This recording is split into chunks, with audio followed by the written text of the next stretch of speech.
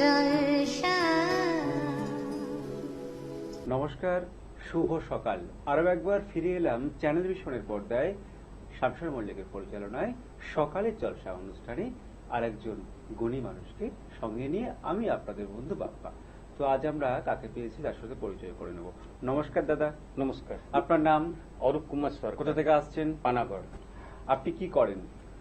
আমি তো ব্যাংকে সার্ভিস করতাম, আচ্ছা। এখন অবসর নেওয়া হয়ে গেছে। আচ্ছা, সাহিত্য নিয়ে আছি, লেখালেখি করেন? লেখালেখি। তো আপনার প্রাপ্তি তো অনেক, আমরা শুরুতেই বলবো আমাদের কাছে কিছু মেমেন্টো সাজানো আছে, যেটা হচ্ছে 21 শতকের সেরা। এটা কোন জায়গা থেকে পেয়েছিলেন? 21 শতকের এই সেরা যে বাঙালি? 21 শতকে সেরা বাঙালি, এটা পেয়েছিলাম। এটা ইউনেস্কো থেকে দিয়েছে ওই আশা ফাউন্ডেশন, কলকাতা। আচ্ছা আচ্ছা, 21 জানুয়ারি আমাকে দিয়েছে এবছর? এবছর। বাহ। আর এই একটা আছে, এটা 21 ফেব্রুয়ারি, 21-এর পদক। আচ্ছা আচ্ছা, হ্যাঁ, আশা ফাউন্ডেশন থেকে ওরা আমাকে 21-এর পদকটা দিয়েছে।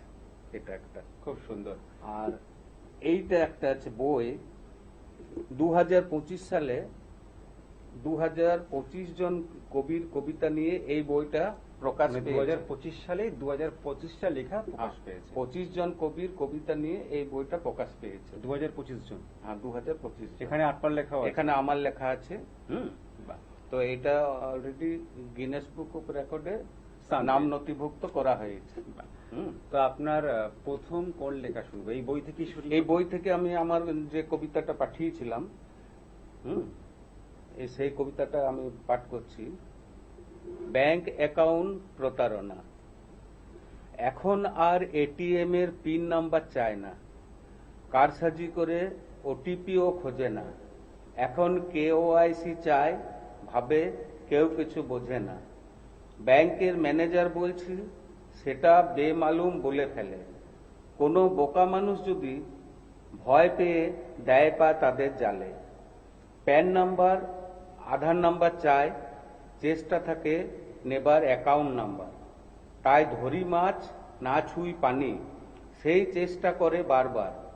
যদি ভুল করে একবার তাদের ফোন নাম্বারে দিয়ে দেন কেওআইসি তথ্য, 1 মিনিটে অ্যাকাউন্টের টাকা লোপাট করে, এটা প্রমাণিত ও সত্য।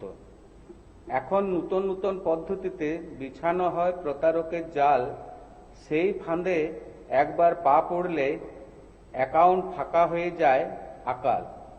যদি অ্যাকাউন্টে কিছু গোলমাল থাকে, সোজা ব্যাংকে নিতে হয় খোঁজ। হ্যাকারদের কারসাজি বিফল হবে, তাহলে বন্ধ হবে তাদের অপপ্রয়োগ।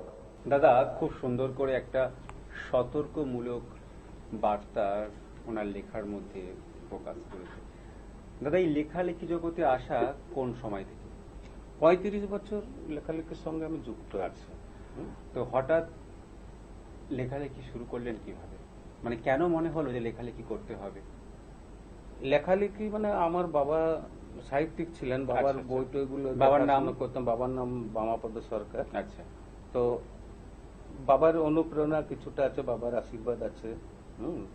সেইভাবে এবং আমার বংশ পরম্পরা একটা হ্যাঁ, জড়িয়ে রয়েছে। সেইভাবে আমি লেখা লিখে যাচ্ছি, বাবার কাজগুলো এগিয়ে নিয়ে যাচ্ছি। আচ্ছা।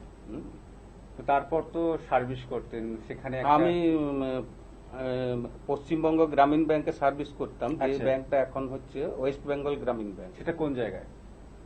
আমাদের বাড়ির কাছে? সব জায়গাতে আছে। আচ্ছা। আমি লাস্ট যেটা পোস্টিং ছিলাম বীরভূমে, ইলামবাজার ব্রাঞ্চ। আচ্ছা। তো ব্যাংকের জব মানে যে সেখানে একটা কি বলবো, কর্মব্যস্ত জীবন। সেখানে লেখালেখিটা কখন করতেন? লেখালেখিটা অ্যাকচুয়ালি ছুটির দিনগুলো আমি বেশি ব্যবহার করতাম, আর রাত্রের দিকে কোনো কোনো দিন লিখতাম। মানে সম্পূর্ণ দুটো আলাদা আলাদা জগৎ। হ্যাঁ, নিশ্চয়ই। তো সেখান থেকে এই যে এখন অবসর সময়, এখনো আপনি লিখে চলেছেন, এখন কি প্রতিদিনই কিছু না কিছু লেখেন বা লেখার চেষ্টা করেন? এখন মানে অফুরন্ত সময়। আচ্ছা। তাই লেখার চেষ্টা অন্তত কিছু হোক না হোক, অন্তত প্রতিদিন চেষ্টা করে একটা কবিতা লেখার। তবে সেই লিখবো বললে তো হয় না, হয়তো দেখা গেল 7 দিনে 4টি লিখলাম। যখন যখন সময় পান বা যখন কবিতা বা লেখা মনের মধ্যে আসে তখনই সেটাকে প্রকাশ করে। ঠিক। এখন তো সময়টা পেরিয়ে এসছে, বাড়িতে সংসার জীবন যাপন, এখন আপনার অনুপ্রেরণা কি? এখন আমার একটা বড় কাজ করার ইচ্ছে আছে, যে সাহিত্য জগতে এগিয়ে নিয়ে যাওয়া, নতুন ছেলে মেয়েদেরকে এগিয়ে নিয়ে যাওয়া, এবং অনেক জায়গার সঙ্গে আমি এখন যুক্ত আছি, সেখানে সেই অনুষ্ঠানগুলো পরিচালনা করা, নতুন বই আরো বের করা, এবং এমন এমন কি আরো কিছু লেখা আমার লিখতে হবে যেগুলো সতর্কতামূলক এবং সমাজের কাজে লাগবে, সেই ধরনের লেখা আমাকে লিখতে হবে, এই আমার চেষ্টা। আর এই যে লেখালেখি করেন, কোন সময়টা বেছে নেন লেখালেখির জন্য? রাতে? ওটা রাত্রের দিকটা একটু সুবিধা হয়, নির্জনে, হ্যাঁ, যখন একা থাকেন? সারাদিন কর্মব্যস্ততা এটি ওটি সেটি সেরে তারপর আর এই এত সব অ্যাওয়ার্ড যে আপনি পেয়েছেন বা এত যে উপহার পেয়েছেন, কেমন লাগে এগুলো যখন পান? এগুলো মানে কি, এগুলো পাই তার সাথে সাথে আমার আরো দায়িত্ব বেড়ে যায়, নিশ্চয়ই খুবই ভালো লাগে, দায়িত্ব আরো বেড়ে যায় এবং উৎসাহ বেড়ে যায়। আপনার লেখা তো অনেক বই প্রকাশ পেয়েছে, আমরা বইগুলো আগে একটু দেখে নেব, তারপর ওখান থেকে আপনার লেখা শুনবো। এই বইটি 21 ফেব্রুয়ারি প্রকাশ পেয়েছে, ছোট ছোট গল্প এই বইটার মধ্যে আছে। এটার নাম হচ্ছে গল্পের হাট, বা রং বেরং সাহিত্য পাবলিকেশন থেকে প্রকাশ প্রকাশ পেয়েছে। পেয়েছে। পরের বই? আর এটা আমি 21 জানুয়ারি সেরা বাঙালি অ্যাওয়ার্ড পেয়েছিলাম, তো সেই বই সকলের জীবনী এর মধ্যে আছে, বা 30 জনের। এইটা হচ্ছে 2025 সালে ফেব্রুয়ারি মাসে আমাদের অনুষ্ঠান হয়েছিল, সেখানে এই বইটা প্রকাশ পেয়েছে। এটাতে 2025 জন কবির কবিতা প্রকাশ পেয়েছে, এবং এই বইটা গিনেস বুক অফ রেকর্ডে নাম নথিভুক্ত করা হয়েছে, এবং ভবিষ্যৎ কথা বলবে এর গুরুত্ব কতটা। এই বইটা নূতন বাড়ি বিভূতিভূষণ স্মৃতি পুরস্কার পেয়েছিলাম 2018 সালে এই বইটার জন্য। এই বইটা হচ্ছে নিবিড় বন্ধন 2020 সালে অনলাইন লিটারেচার গ্রুপ থেকে স্বর্ণপদক আমাকে প্রদান করেছিল বাংলাদেশ থেকে। নিবিড় বন্ধন। আর এটা আমার একটা ইন্টারনেট ইয়েতে প্রকাশ পেয়েছে, এটা একটা বই, কবিতার বই, অত প্রোগ্রাম। আমরা দাদার সঙ্গে অসংখ্য বই দেখলাম যেগুলো ওনার লেখা প্রকাশ পেয়েছে একের পর এক।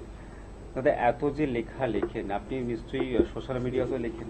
হ্যাঁ, সোশ্যাল মিডিয়া। এখানে যখন যারা পাঠক পাঠিকা যারা পড়ে, যারা আপনার লেখা পড়ে ভালো লাগে, সেটা আপনাকে জানায় বা কমেন্ট করে, তখনকার অনুভূতি কিরকম? নিশ্চয় আমার একটা লেখা অ্যাকচুয়ালি গুরুত্ব তখন পায় যখন সেই লেখাটার মধ্যে যদি সমালোচনা হয়, লেখাটা কেউ যদি আমাকে বলে যে এই লেখাটা একটু অন্যরকম হতো, এই লেখাটা আর একটু ভালো হতো, তাহলে সেটা আমার পক্ষে খুবই ভালো। মানে আপনার এগিয়ে যাওয়ার জন্য? হ্যাঁ, নিশ্চয়। ভালো সমালোচনা দরকার, প্রশংসাও দরকার, সবকিছু নিয়েই লেখা এগিয়ে যাবে আপনার। তো আপনার কলম এগিয়ে চলুক, আপনার কিছু লেখা আমরা শুনবো। কোন লেখা শোনাবেন? আমি এই রিসেন্ট আমার যে বইটা বেরিয়েছে, এটা একটা গল্পের বই। আচ্ছা, এটার একটা গল্প পাঠ করে, ছোট গল্পের হাট থেকে। হ্যাঁ, গল্পের হাট, একদম এটা থেকে। আমার ছোট গল্পের নাম হচ্ছে পচাদার ভোট প্রচার। আচ্ছা। সরল সাধারণ মানুষের কাছে গ্রহণযোগ্যতা আছে পচাদার। এবার ভোটে নির্দল প্রার্থী টিকিট পেয়েছে, সহজে সকলের সঙ্গে মিশে যায়, সকলের বিপদে আপদে কেউ না থাক, পচাদাকে পাওয়া যাবে, সেটাই চিন্তার বিষয় হয়ে দাঁড়িয়েছে অন্য প্রার্থীদের। তারা সব সময় চেষ্টা করে যাচ্ছে দাদাকে শান্টিং করার জন্য। একে একে সব পার্টির প্রচার হয়ে গেল, বিশাল বিশাল মণ্ডপ করে সকলে প্রচার চালালো, একে অপরকে দোষারোপ করে প্রচার করলো। এমন কিছু নেই যে তারা প্রচার করেনি। একে অপরকে চোর, খুনি, মিথ্যাবাদী, ধাপ্পাবাজ, বিশ্বাসঘাতক, উল্লুক, ছুঁচো, পকেটমার কোনো কিছু বলতে বাকি রাখলো না। পাড়াতে পাড়াতে ভয় দেখানো, টাকার লোভ দেখানো, দেওয়ালে বিভিন্ন চাটুকার কবির ছড়া লেখা, সব হলো। কবিতাগুলো কিরকম দেখুন, এতদিন যারা ক্ষমতায় ছিল তারা ছিল সব চোর, এবার আমাদের ভোট দিন, দেখবেন নূতন দিনের ভোর। এখন আপনারা নরকে আছেন, দেখালো ওরা মর্গ। কথা দিলাম দেখাবো আপনাদের নতুন করে আসল স্বর্গ। শেষ প্রচারের দিনে পচাদা একটা টোটো ভাড়া করে তাতে মাইক লাগিয়ে প্রচার করে কয়েকজনকে সঙ্গে নিয়ে মাইকে বলে, বন্ধুগণ, আমি মিথ্যে কথা বলতে পারি না, আমি অন্য পার্টির লোকদের সম্পর্কে কুৎসা ছড়াতে পারি না, কারণ আমার রুচিতে বাঁধে। আমি কোনো মানুষকে মিথ্যে অপবাদ দিতে পারি না, আমি মিথ্যে প্রতিশ্রুতি দিতে পারি না, আমি ভোটের আগে শিলান্যাস করি না, কারণ খুব ঘটা করে শিলান্যাস হয়, পরে কেউ কথা রাখে না, পড়ে পড়ে উল্টো সেই শিলার নাশ হয়। কারণ আপনারা তো আমাকে ভালো করে চেনেন, এই ভোটে আমি দাঁড়িয়েছি মানে এই নয় যে জিতে পড়ে শুধু টাকা রোজগারের ধান্দা করব। ওইসব হেরাফেরি কাজ আমার দ্বারা হবে না। তাই তো আমার প্রচারে চমক নেই, আমি এখন ক্ষমতায় এলাম নাই আর শুধু শুধু মিথ্যা প্রতিশ্রুতি দেব। এত টাকা কোথা থেকে আসবে? নিশ্চয় লটারির টাকা পাবো না। যা দায়িত্ব পাবো তা সকলের সঙ্গে আলোচনা করে কাজ করব। আমি আদার ব্যাপারী, জাহাজের গল্প কেন করব? আমি জিতলে যেমন আছি তেমনই থাকবো, না জিতলেও একই থাকবো। প্রতিদিন যেমন আপনাদের সঙ্গে থাকি সেই রকমই থাকবো। যদি যোগ্য মনে করেন আমাকে ভোট দেবেন, আর না দিলেও দুঃখের কিছু নেই, আপনাদের এই পচা সারা জীবনই পচাই থাকবে। ভোটের দিন অন্য পার্টির লোকেরা মাংস, ভাত, দই, মিষ্টি ঢালাও ব্যবস্থা করলো। পচাদা চপ, মুড়ি ও দুটো করে লাড্ডুর ব্যবস্থা করেছে। অবাক কাণ্ড, দেখলাম লোকেদের চপ, মুড়ি, লাড্ডু, কাঁচা লঙ্কার দিকে বেশি ঝোঁক। পচাদার একটু ধার হয়ে গেল দোকানে এই ব্যবস্থা করার জন্য। কপালে চিন্তার ভাঁজ পড়ে গেল কিভাবে শোধ করবে। ভোট শেষ, দুদিন পর রেজাল্ট। চারদিকে প্রচার হয়ে গেল বড় পার্টি জিতেছে। পচাদার দুঃখে বাড়ি চলে গেল, দড়ির খাটিয়াতে বালিশ নিয়ে শুয়ে পড়ল। সন্ধে 6টার সময় ঢাক ঢোল নিয়ে সকলে দাদার বাড়িতে এসে হাজির, কারণ শেষ হাসি এসেছে স্বনামধন্য পচাদা। আজকের প্রার্থী পচাদা। 5 বছর লোকটা কথা রেখেছিল। অন্য দলের লোকেরা কুৎসা ছড়াতো কিন্তু ধোপে টেকেনি। সকলে বলতো পচাদা জিন্দাবাদ। আমরা দাদার কণ্ঠে আরো কোন কবিতা বা লেখা শুনবো? নিবিড় বন্ধন থেকে। নিবিড় বন্ধন থেকে আমার কবিতা পাঠ করছি। প্রকৃত মানুষ। প্রকৃত মানুষ। মানুষ রূপে জন্ম নিয়ে মান হুঁশ যদি না রাখি, মনুষ্যত্ব যদি বিসর্জন দিই, আসলে নিজেকে দিই ফাঁকি। মানুষের সুখে যদি না থাকতে পারি, বিপদে অন্তত থেকো পাশে। অনেক দুঃখ যাতনা সহে সুখ কিন্তু ঠিক আসে। পরকে যদি পর ভাবি, তাহলে আপন হবে কে? পরকে আপন করতে হবে, পর তখন ঠিক আপন হবে যে। অন্যের ক্ষতি করে হলাম আমি রাজা, সেই ভিখিরি চোখের জলে এই জীবনেই পাবে সাজা। অন্যের প্রতি হিংসা করে হলাম শেষে হিংস্র, পশুরাজও অবাক হয় দেখে, এ তো নয় আমাদের বংশ। পরের সুখে দুঃখে পাশে থেকে হব সহযাত্রী, মানুষের আশীর্বাদে জীবনটা আনন্দে কাটবে দিবারাত্রি। একার জীবন না ভেবে সবার জন্য আমি, 10-এর জন্য আমি হব সবার কাছে অন্তর্যামী। দাদা, আপনি যে এত সুন্দর লেখেন, তো কোন বিষয়ে লিখতে বেশি পছন্দ করেন? আসলে আমাদের সমাজে যে নানা রকম আমরা দেখি, যেমন ধরুন কখনো দেখলাম নারী নির্যাতন হচ্ছে, সেইগুলো নিয়ে তখন এত মন খারাপ হয়, তখন সেইগুলো আমি লিখি। আচ্ছা। শিশুদের উপর যদি নির্যাতন হয়, তখন আমার সেগুলো খুবই কষ্ট হয়। হ্যাঁ, শিশু শ্রমিক বা শিশুদের নিয়ে আমি লেখা লিখে থাকি। মানে মানবিকতা, মানসিকতা, এই বোধগুলো জন্মাবার জন্য আপনি লেখেন? এগুলো লিখি। তাছাড়া আরো এমনি আনন্দের মজার কবিতা কবিতা, সব রকম লেখা লিখে থাকি। আচ্ছা, এবার কি শোনাবেন আপনি? এবার আমি শোনাই আমার এই পথ ও প্রজ্ঞা গ্রন্থ থেকে একটা মজার আর কি, দাদার আত্মহত্যার প্রস্তুতি। আচ্ছা। সস্তা দামের ইঁদুর মোরা বিষ খায়, 24 ঘন্টা থাকে ঝিমিয়ে, নকল বিষে কাজ হয় না, সলিড নিল 2 দিন ঘুমিয়ে। ঘরের কাঠের চৌকাঠে দড়ি টাঙিয়ে গলায় নেয় ফাঁস, অন্তিম সময়ে কাঠ ভেঙে যায়, বিফল হয়ে একটু করে হাঁস ফাঁস। মশা মারা তেল খেয়ে নিয়ে প প প ম ম ম করে, অ্যাকশন কেটে যায় তেলের, ছেলে হাসপাতাল থেকে নিয়ে আসে ঘরে। কেরোসিন তেল গায়ে ঢেলে নিয়ে লাগিয়ে নেয় আগুন, বৃষ্টির জলে সব ভিজে যায়, কয়েকদিন দেখে মনে হচ্ছিল ঠিক একটা সেদ্ধ বেগুন। বিফল হয়ে মনে হয় খারাপ তার, আর করে না সে আত্মহত্যার চেষ্টা। বেঁচে যখন থাকতেই হবে, বাকি জীবনটা ভ্রমণ করিনি এই দেশটা। বাহ, খুব সুন্দর একটা কবিতা দাদার কণ্ঠে শুনলাম। দাদা, আপনি তো কলকাতা বিভিন্ন মঞ্চে প্রোগ্রামও করেছেন, হুম তো সেখান থেকে সম্বোধনাও পেয়েছেন। হুম অনেক অডিয়েন্স আপনার সামনে বসে সেই কবিতা বা সেই সম্বর্ধনা অনুষ্ঠান দেখেছে, তো তাদের যে উচ্ছ্বাস উদ্দীপনা আপনাকে ঘিরে, সেই মুহূর্তের ভালো লাগার অনুভূতি যদি একটু শেয়ার করেন। যখন ধরুন আমি একটা কবিতা পাঠ করলাম, সেই কবিতাটার গুরুত্ব কতটা এবং কবিতার বিষয়বস্তুটা কি আছে সেইটার উপর নির্ভর করে, এবং আমি বেশিরভাগ কবিতা সেই ধরনেরই পাঠ করি। যেমন ধরুন ব্যাংকের এটিএম প্রতারণা, এটা একটা সজাগমূলক মানুষকে কবিতা। তারপর কোনো নির্যাতনের বিরুদ্ধে লিখলাম, কোনো আবার ভালো কিছু লিখলাম। তো যা কিছু আমি লিখি সামাজিক প্রেক্ষাপটে লিখি, মানুষ অ্যাকসেপ্ট করে যখন, হ্যাঁ তাদের ভালো লাগে, তাদের ভালো লাগাটা সব থেকে বেশি আমার ভালো লাগে।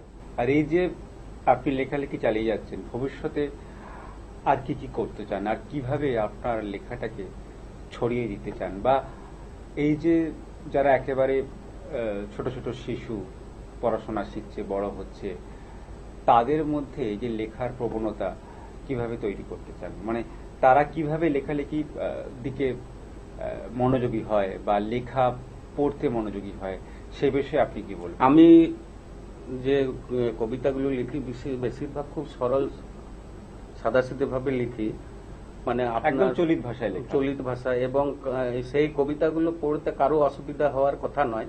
এবং শিশুদের নিয়ে কবিতা লিখতে তো আমার খুব ভালো লাগে। শিশুদের নিয়ে অনেক কবিতা আমি লিখেছি। শিশুদের সব থেকে ভালো লাগে যে আমার অনেক শিশু বন্ধু আছে, যাদের সঙ্গে মেলামেশা করি, শিশুদের সঙ্গে, একেবারে ছোট ছোট কচি কাচাদের সঙ্গে।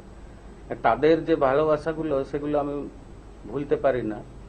আগে তো এমন ছিল যে বেতন পাওয়ার পর ওদেরকে নিয়ে রীতিমতো আড্ডা দিয়ে মিষ্টি খাওয়াতাম, চকলেট খাওয়াতাম, এসবগুলো ছিল আর কি। তো শিশুদের নিয়ে তো আমার খুব একটু বলতে পারেন আমার দুর্বলতা আছে। আসলে শিশুদেরকে ভালোবাসেন, তাদের মনে আনন্দ দেওয়ার জন্য আপনি চেষ্টা করেন। নিশ্চয়। পরবর্তী লেখা কি শোনাবেন দাদা? এ তো বসন্ত গেল, আচ্ছা, তো বসন্ত নিয়ে একটা ইয়ে করি। আসলে কথা দিয়ে আছে যে বসন্ত এমন একটা সময় যে সারাটা বছর আমাদের মনের মধ্যে বিরাজ করে, তো আমরা গ্রীষ্মে দাঁড়িয়ে বসন্তের কবিতা শুনব। বসন্ত, বসন্তে এলে প্রকৃতি হয় সুন্দর, লাল পলাশ শিমুল ফুলের রঙে, কৃষ্ণচূড়াও চোখ জুড়িয়ে দেয়, তাল মেলায় ঠিক সবার সঙ্গে। বসন্তে এলেই মন আনচান, কখন আসবে সেই দিন ও বেলা, আবির ও পিচকিরি দিয়ে জমবে দারুণ রং খেলা। লাল নীল হলুদ সবুজ গোলাপি রঙে রঙে ছয়লা, রঙিন মনে রং মাখাবো, কত যে হবে আলা। জগৎ বিখ্যাত রঙের খেলা খেলেছিল কৃষ্ণ ও রাধা, সখীদের নিয়ে মন মাতানো, ছিল না কোনো কিছুর বাধা। মনটা থাকুক রঙিন হয়ে একে অপরের সঙ্গে, মানুষ থাকুক মানুষের সাথে আনন্দে ও রসে রঙে। আমরা আরো একটি কবিতা শুনলাম, সময় প্রায় শেষের দিকে হয়ে আসছে, আমরা চলে যাব পরবর্তী কবিতা। পরবর্তী কোন কবিতা আপনি শোনাবেন? একটা এটা সবার ভালো লাগবে সেরকম একটা কবিতা আমি পড়ছি। এটার নাম হচ্ছে ফুচকা প্রতিযোগিতা। আর ফুচকা তো আমরা অনেকেই খেতে খুব ভালোবাসি, অনেকে হয়তো কম্পিটিশন করেও ফুচকা খাওয়া হয়, তাই ফুচকা প্রতিযোগিতা কবিতা আমরা দাদার কাছ থেকে শুনে নেব। গপ গপ খেয়ে নিয়ে হপ হপ করে সে, চোখে জল জিভে বাতাস ভীষণ ঝাল হয়েছে যে। মাটির হাড়িতে তেঁতুল জল কলিযুগের অমৃত ভাণ্ড। কাঁচের বাক্সে ফুচকা সাজানো দেখো কেমন কাণ্ড। তেঁতুল জলে হরেক মশলা থাকে জাদু টোনা। আলুর সেকি কেরামতি খেয়ে হয় আনমনা। হাতে হাতে কাগজের বাটি ফুচকাগুলি গোল গোল। মাঝে ফুটো করে আলু দিয়ে ডুবিয়ে দেয় তেঁতুল জল। দোকানি পর পর দিয়ে যায়, হয় না খাওয়া শেষ। মুখে ভরে খেতে খেতে বলে, কাকু দারুণ, বেশ বেশ। দোকানি ঠকে গেল, ফুচকা দিয়ে চলে বারবার। খোকা খুকিরা খেয়ে বলে, থাক আজ নয় আর, কাল আসবো আবার। কেউ খায় 100 খানা, কেউ দেখি 50। খেয়ে যা বাপি, সাবাস সাবাস। ফার্স্ট সেকেন্ড থার্ড যারা, পরের দিন কম বেশি ফ্রি। যত খাবে তত ভালো, ফুচকাওয়ালার কেরি কেচারে। অবশেষে ঠকে গিয়ে বলে, শুকনোটা দাও। ফুচকাওয়ালা টপাটপ দিয়ে বলে, বাবু এই নাও এই নাও। ফুচকা এখন মোড়ে মোড়ে থাকে ঠেলা গাড়িতে। প্রমোশন পেয়ে এখন দেখি ভোজঘর বা বিয়ে বাড়িতে। আমাদের ছেড়ে যেও না, খুব কষ্ট হবে সবার। আমরা তোমার আপনজন, আমরা যে তোমার লাইফ টাইম মেম্বার।